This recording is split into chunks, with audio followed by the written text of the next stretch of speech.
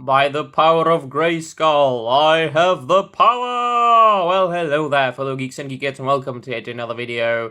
This video is going to be about my predictions as far as the new The Masters of the Universe TV show by Netflix.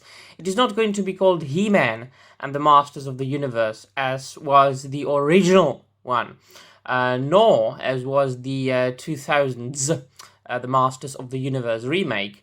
It's going to be called Masters of the Universe Revelations, and I think that quite a lot interesting things are going to be revealed there, pun intended, 100%. Now, we've got 2021. What do you expect the show to be like? I think that we shouldn't be naive, you can't expect anything but wokeness. I don't think we should expect anything but feminist agenda. I don't think we should expect anything else but inclusion, representation, diversity, yada, yada, yada, as I always say.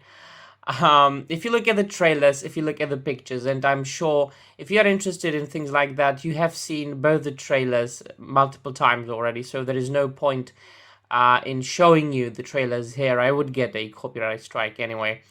But what always fascinates me about the SJWs and about the state of 2021 is how people are able to take something that already was quite femmy and make it even more feminine, make it even more woke. That's absolutely fascinating.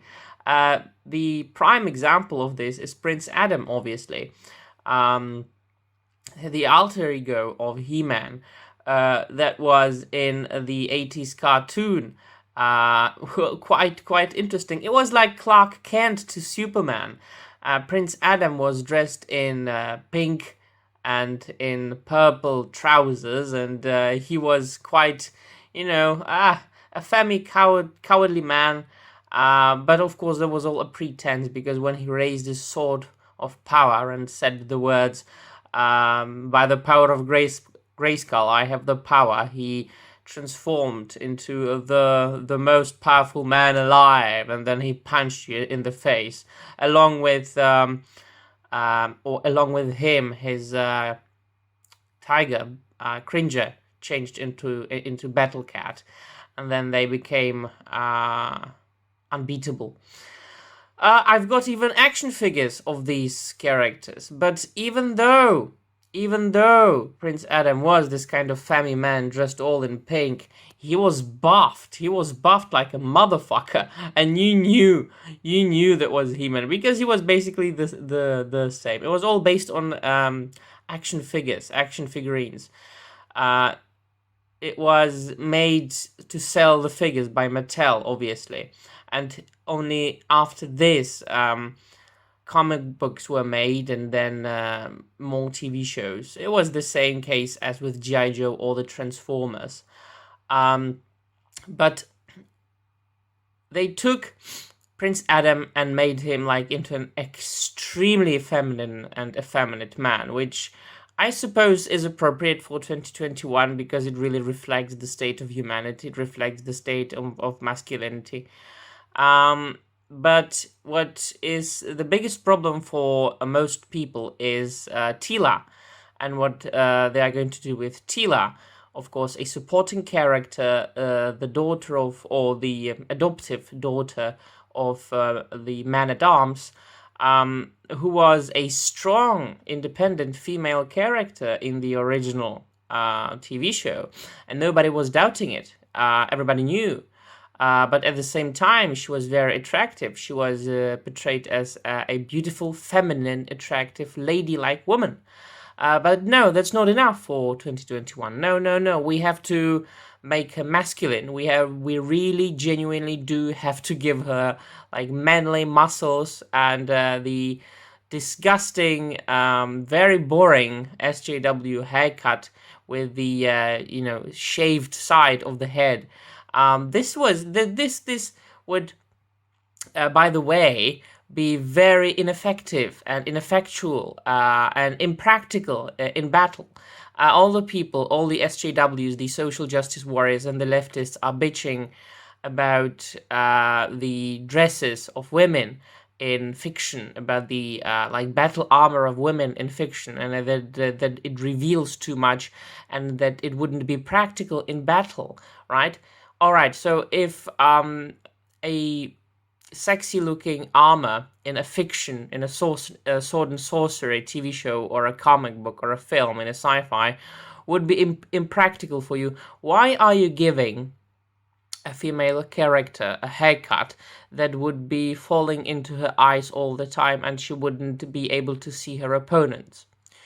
So you're preaching water and drinking wine there. And well, one of the action figurines that was released, the Skelegord, is revealing to us something that we could quite possibly consider to be a mix of He-Man and Skeletor, which means that He-Man is going to, and we know that He-Man is going to like disappear. We know that the show is not going to be about He-Man. We know that the show is going to be about Teela. So the most common predictions are that He-Man is going to disappear, as well as Magic. This has been revealed in the latest trailer, that Magic has disappeared from Eternia.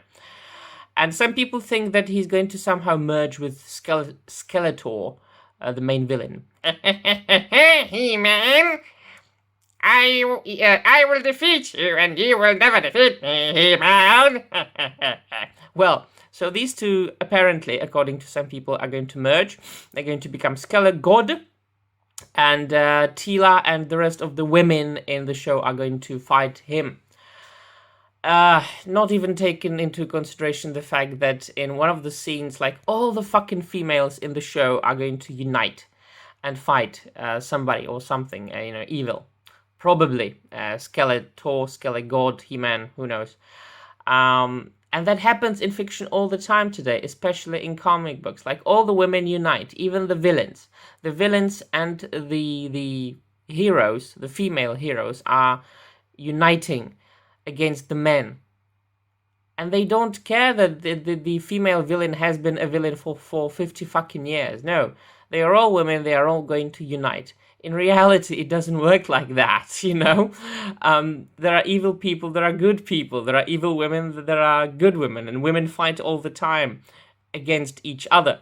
So, the original creators of the toys and of the show would have never dreamt of uniting Teela and Evil-Lyn against somebody. So we've got Evil-Lyn, we've got Teela, we've got some black chick who apparently is Teela's girlfriend. So not only is Teela a masculine-looking character, but she's also lesbian. So she's basically a dyke. So they made Teela into a dyke, and they gave her a black girlfriend, and they are uniting her with Evil-Lyn and with Beastman, and they are going to apparently fight Skeletor and He-Man in one person, which is called Skelegod. What the fuck? Have you expected anything else? Not really. No.